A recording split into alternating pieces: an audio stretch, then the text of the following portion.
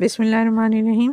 پچھلی قسط میں ہم نے دیکھا تھا کہ یوسف نے اپنے بھائیوں کو عذاب الہی سے بچانے، پچھتاوے، معافی اور توبہ استغفار تک لانے کے لیے بہت ہی دانشمندانہ انداز سے اپنے آپ کو ظاہر کیے بغیر بات کی اور یوسف کی کہانی کو ثبوتوں اور گواہوں سمیت دربار میں پیش کیا، لیکن اپنا آپ ظاہر نہیں کیا۔ جب 10 بھائی جھوٹ سے ہٹ کر سچ اور پچھتاوے تک آ گئے، تب اس نے اپنا آپ ظاہر کر دیا کہ وہ ان کا بھائی یوسف ہے۔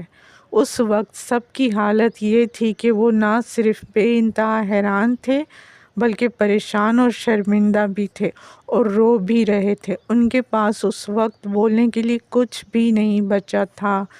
پھر سب کے سب یک زبان ہو کر بولے، تم ہمارے بھائی یوسف ہو جسے ہم بابا کا جانشین نہیں دیکھنا چاہتے تھے؟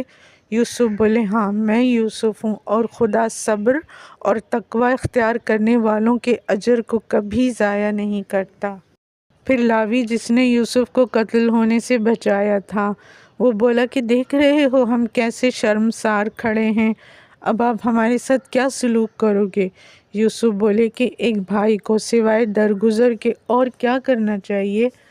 لاوی بولا، ہم بھی تو بھائی تھے، پھر ہم نے کیوں اتنے ظلم کیے؟ یوسف بولے کہ میں نے تو وہیں کنویں میں ہی آپ لوگوں کو بخش دیا تھا۔ لاوی روتے ہوئے بولا، ہم پر یہ ظلم نہ کرو، تمہارا یوں بخش دینا مجھے مار ڈالے گا، یہ بخشنا ہی سب سے بڑی سزا ہوگی، خدا کے لیے سزا دو ہمیں۔ وہ اپنے آپ کو مارنے لگا اور روتے ہوئے یوسف کے قدموں میں گر کر گڑ گڑاتے ہوئے بولا کہ مجھے سزا دو، جلاد سے کہو میرے ٹکڑے کر دے، نہیں تو میں خود کو مار دوں گا۔ میں خاموش تماشائی بنا رہا اور اپنے بھائیوں کو تم پر ظلم کرتا ہوا دیکھتا رہا، مگر میں نے کچھ نہیں کیا۔ سب بھائی روتے رہے۔ دربار میں موجود سب لاوی کا تڑپنا، فریاد کرنا دیکھ کر گھبرا کر کھڑے ہو گئے۔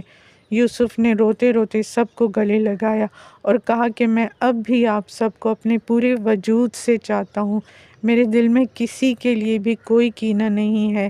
اسی دن کے انتظار میں نے کتنے سال پل پل کر کے گزارے ہیں۔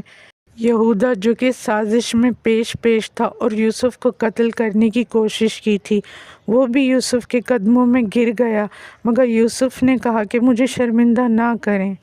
شمعون جو کہ یہودا کے ساتھ ہر سازش میں برابر کا شریک ہوا کرتا تھا، بولا کہ کتنی عظیم ہستی کو ہم نے اتنے عرصے تک رنج پہنچایا۔ سب بھائی مل کر بیٹھے باتیں کرنے لگے اور کون سے اہم فیصلے کیے، یہ دیکھنے کے لیے اگلی قسط ملاحظہ کیجیے۔